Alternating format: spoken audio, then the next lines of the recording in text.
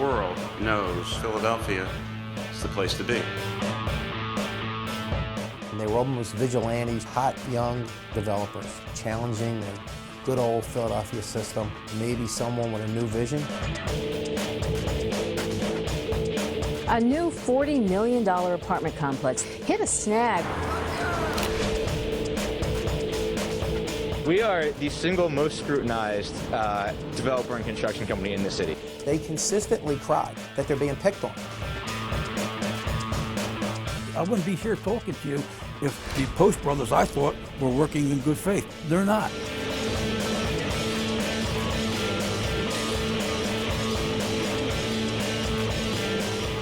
All Philadelphians should be fit to be tied when they hear the full story about Post brothers.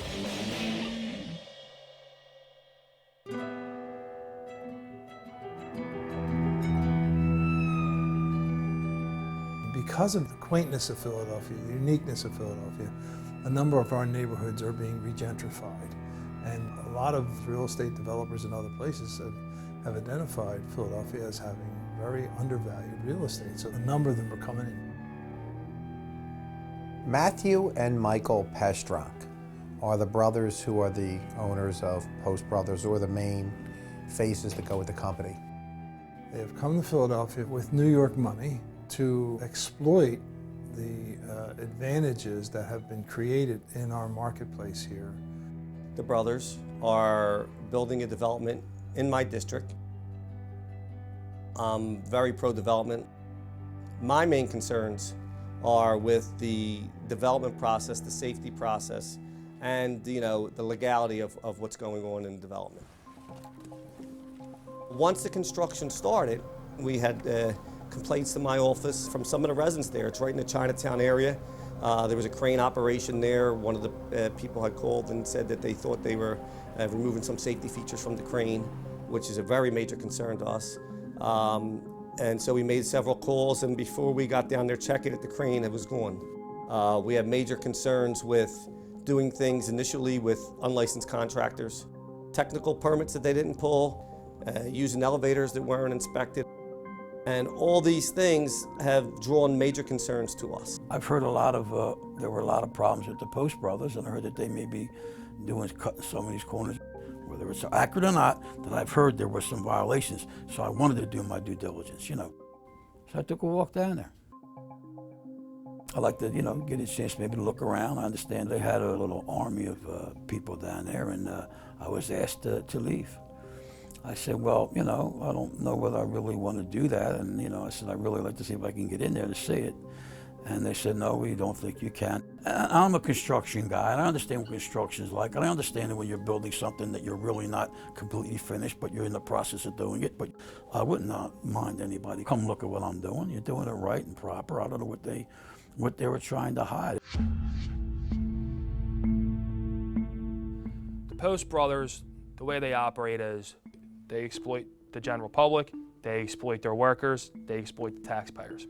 There's no safety standards, there's no quality standards. It all goes back to Post making as much money as possible with as little of his investment as possible. We have pictures from all over the building. If anybody was to see some of the pictures, it should definitely raise a few eyebrows. The general public has to be aware of what's going on there. There's numerous issues. On the east side of the building, they have a space that goes from the basement up to the roof that's going to be for a trash chute. As they're building the temporary trash chute, they run diesel fuel lines from the basement level to the roof that were to feed diesel fuel to the generator, which was located on the roof. On the ground level, all the way to the roof, diesel fuel lines. It's a major fire hazard. You have high voltage cable exposed, piles of trash, 5, 6, 7 foot wide, blocking the hallway, blocking exits and entrances, blocking the elevators. They have workers working in this building. No fire extinguishers on any of these floors. Fire alarm that's not installed.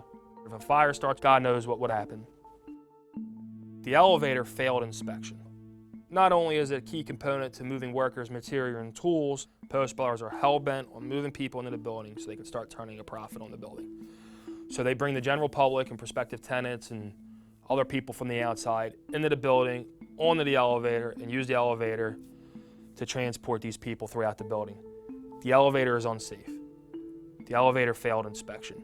The elevator is not supposed to be operated. Post Brothers puts that aside. They do what they want. Safety is a second concern. With the crane, they'd have people working right underneath the load. They used an undersized crane that wasn't inspected. They removed the safety mechanism from the crane so the crane could go above its set level to lift the load. It's just a major accident waiting to happen. You know, this is just their general practice. This is all normal, everyday routine to these guys. If we remove the need for harnesses, and we remove the need for ground men, and we remove the need to have a 50-ton crane as opposed to a 30-ton crane, we could save a lot of money. I mean, everything they do is gold to keeping their cost as low as possible to create higher profits for themselves.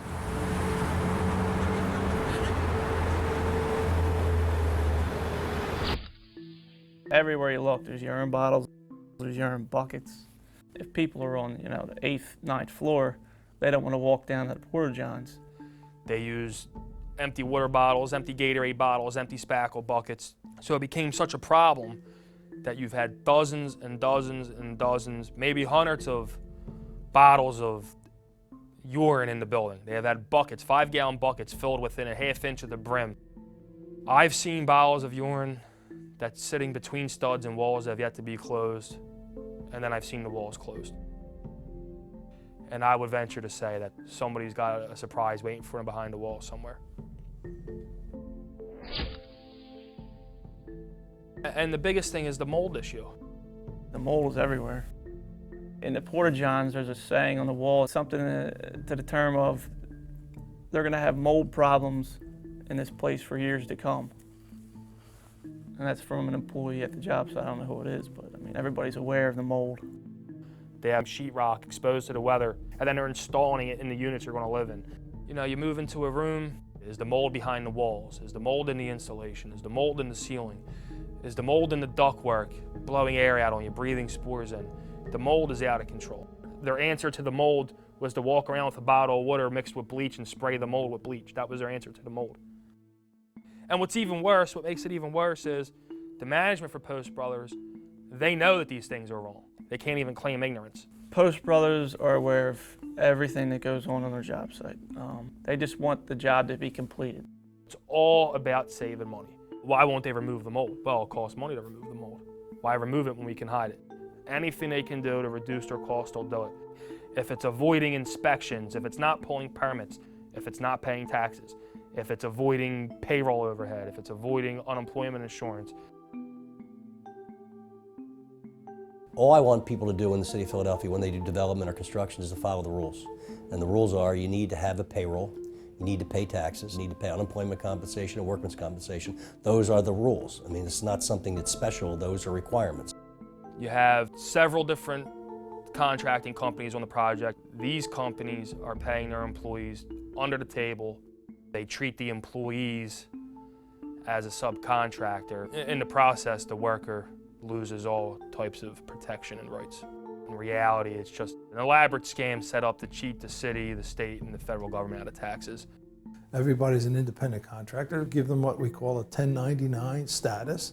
That circumvents the need for Post Brother as a construction manager, as a general contractor, to require workers' compensation and unemployment compensation and taxes and all that other kind of thing withdrawn from people.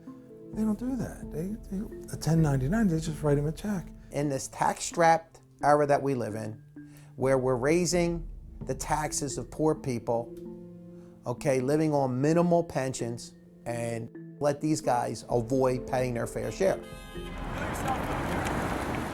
Which is disrespectful to every person in Philadelphia. They want to sort of do things without following all the proper laws and procedures. It's chaos, and you can't have safety where there's chaos. This is the Wild West. This is nuts. You know, serious things can happen. And unfortunately for us, and for the city, and for our industry, we had a tragic accident happen just on 22nd Street. Again, if you're just tuning in, this was at 10:45 this morning. The Philadelphia Fire Department started to get calls of a collapse here at 22nd and Market in Center City. We will now confirm that there are 6 people who died. Witnesses have been saying for weeks that they felt funny about this building site. The way that it was being deconstructed, that something didn't feel right. Even other construction workers who worked in the area said they felt like this was a tragedy just waiting to happen. Just the same, investigators say there were no existing violations at the building. The demolition company had the proper permits for the work they were doing. 22nd and Market is a building owner doing it on the cheap. I want to maximize my profits. I want to make as much money as I can. And I don't care whether I put those people shopping in the Salvation Army at jeopardy or the people walking along Market Street going to and from work every day in jeopardy. I'm going to get the cheapest price and get the cheapest labor I can get.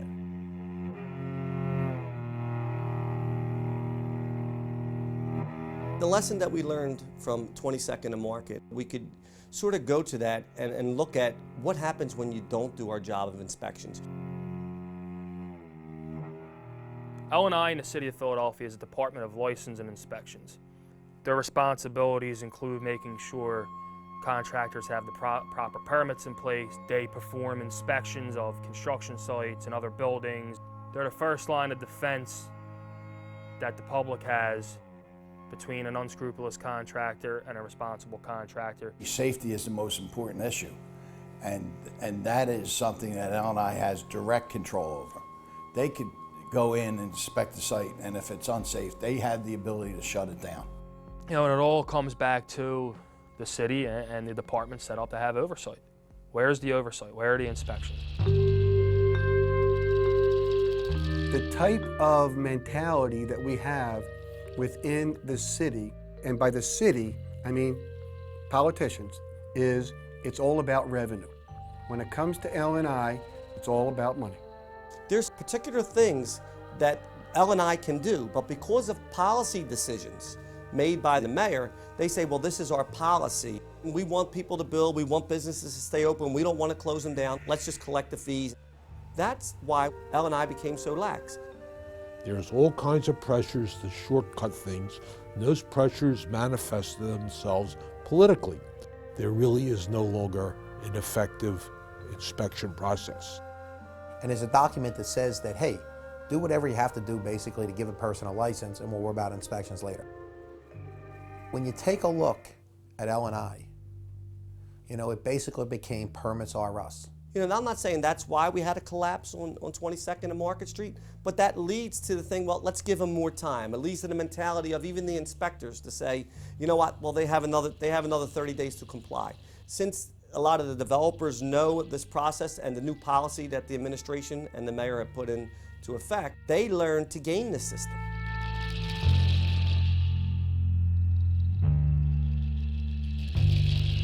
When Jim Kenney discovered that they did not have permits to begin with, they were able to get some kind of expedited permitting system.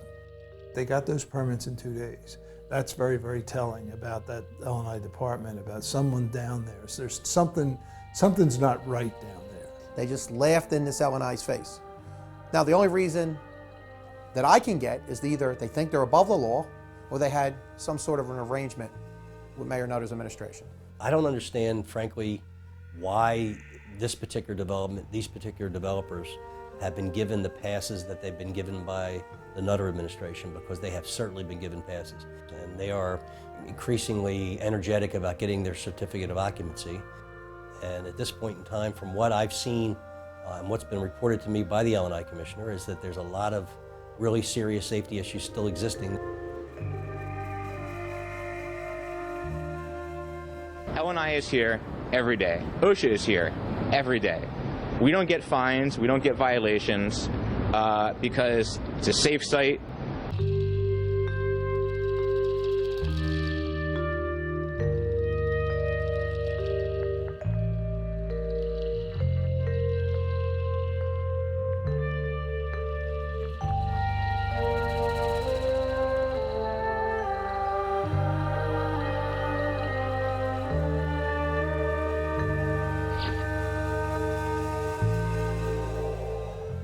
They have proved to the world that you can come to Philadelphia, you can not pull permits, you can not use licensed contractors, you can do whatever you want, you can create serious safety hazards, And the present administration basically endorses this type of activity. I don't care whether you hire a union or you don't hire a union. It's not my issue. My issue is safety, taxes, and following the rules. Because if you pay your taxes and you act in a safe manner, you're going to probably be price competitive with the union and other reputable companies that do that kind of work. I'm pro-development. I like to see new development, but I think we have to do it smartly, we have to do it carefully, and we have to make sure we have trained and people who are you know, have skills to do this type of work.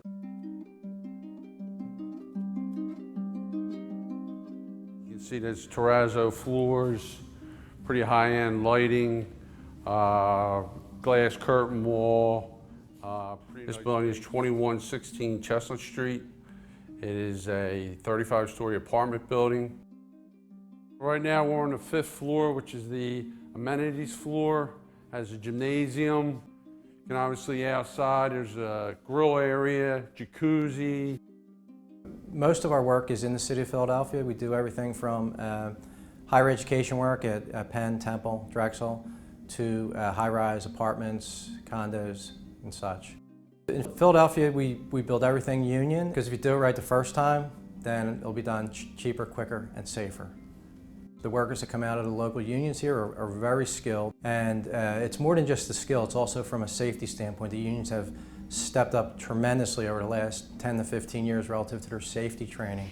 Our contract was for a 21-month duration. From the time we started foundations till we had our first turnover of units was 17 months. So way ahead of schedule. This is a 2-bedroom, 2-bath unit. We came in under budget. It was a safe job. We didn't have any L&I violations. We were inspected weekly by L&I. The labor leaders in the city, are willing to work with developers to be as efficient as possible, which equates into, a cost-effective project. If you were to take 2116 Chestnut Street versus the Goldtech site, that property was a building that was already in place, and they started when we started. And basically what we've done in 21 months is we've demolished a building, built a 35-story structure, and completed it. And if you go and look at Goldtech's at the same time frame, you're looking at a building that basically hasn't shown any signs of progress for the last 6 to 8 months. The big picture here is, how do we build in Philadelphia? And the Goldtech site is the poster boy for doing it wrong, for cutting corners, because it's all about money. There is a sense, an understanding that when you go into a building, that it's safe. Post Brothers proved that that's not always the case in the city of Philadelphia. So this isn't about union against non-union, this is about public safety. A poorly constructed building is every bit as dangerous as a poorly demolished building. Hindsight is 100% at 22nd and Market, but on 12th Street it's not hindsight, it's foresight. You can certainly try to prevent something's happening someplace else. This is a trial balloon, and if successful, and they can do it wrong, it's coming to your neighborhood. Because they're going to do the same thing right next to you in the neighbor's house. They're going to do it down the corner. Your kids are going to live in those buildings, be exposed to those hazards. And we can't afford that in the city of Philadelphia. We can't afford another 22nd and Market.